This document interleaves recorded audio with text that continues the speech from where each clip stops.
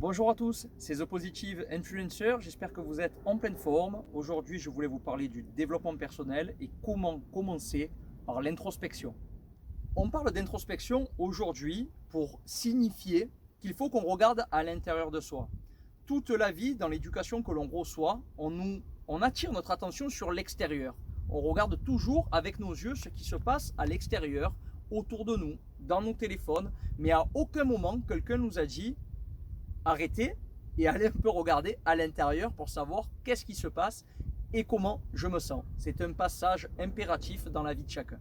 Il n'est pas obligatoire d'aller impérativement chercher cette introspection, mais les expériences de la vie vont vous y conduire. Vous savez que au cours de la vie, il y a des choses auxquelles on ne peut pas échapper, et je vous prends toujours le même exemple qui revient souvent, mais c'est celui de la mort et d'apprendre à, j'ai envie de dire, faire le deuil, parce qu'on ne le fait jamais véritablement complètement. C'est dur de se détacher de nos émotions dans ces circonstances-là.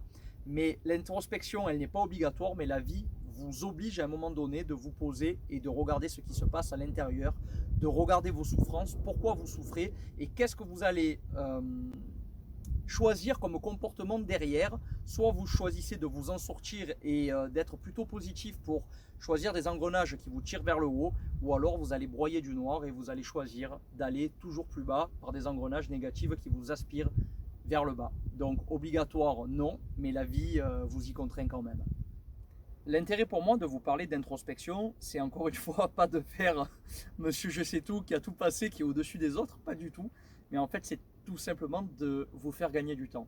Et je vais surtout m'adresser aux jeunes générations à qui on continue de dire qu'on peut presque se passer de ce qui se passe à l'intérieur et qu'on peut continuer sans aucune conscience de scroller sur les réseaux sociaux, de se projeter dans la vie extraordinaire de ceux qui ont réussi et où on voit des instants figés sur les réseaux sociaux. En fait, vous faites fausse route, et de vous en parler, c'est ne pas garder pour moi les choses que j'ai apprises à 32 ans, mais c'est vous les transmettre pour vous dire attention au chemin que vous allez prendre. Si à un moment donné dans votre vie, vous ne vous écoutez pas pour aller regarder ce qu'il y a à l'intérieur, vous allez beaucoup souffrir parce que vous allez chercher des choses que vous n'avez pas dans votre vie, que certains ont réussi à avoir dans leur expérience de vie, mais vous voyez que des instants figés sur les réseaux sociaux, donc vous ne savez pas s'ils sont véritablement heureux. Et de vous faire prendre conscience de ça, c'est vous faire gagner du temps. Car moi je l'ai fait avant mes 30 ans, ce processus d'introspection, mais certains le font sur leur lit de mort, dans leur dernier jour d'existence, en se disant « Ah, si j'avais su, peut-être que j'aurais fait autrement ». Voilà pourquoi aujourd'hui j'ai choisi de vous en parler. Faire son introspection, cela peut se faire de différentes manières. Je vais vous parler uniquement de celles que je connais dans mon expérience de vie à moi. Il faut arriver au bout d'un moment à se poser pendant plusieurs jours et faire un constat des choses. Donc vous prenez juste des faits en essayant de ne pas mettre des émotions et de vous dire voilà ce que j'ai accompli aujourd'hui dans ma vie. Est-ce que à partir de là je suis véritablement heureux? Est-ce que je suis vraiment aligné avec mon enfant intérieur? Est-ce que mon enfant intérieur, c'est-à-dire le petit moi quand j'étais plus jeune, il avait envie de ça, et est-ce que je me sens totalement heureux dans l'accomplissement de tout ce que je fais au quotidien? Si ce n'est pas le cas, posez-vous les bonnes questions, faites-vous une liste pour apprendre à savoir comment vous pourriez être heureux dans le futur. Faites-vous une liste des choses que vous aimez par-dessus tout dans la vie. Ça peut être la nature, la mer, aider les gens.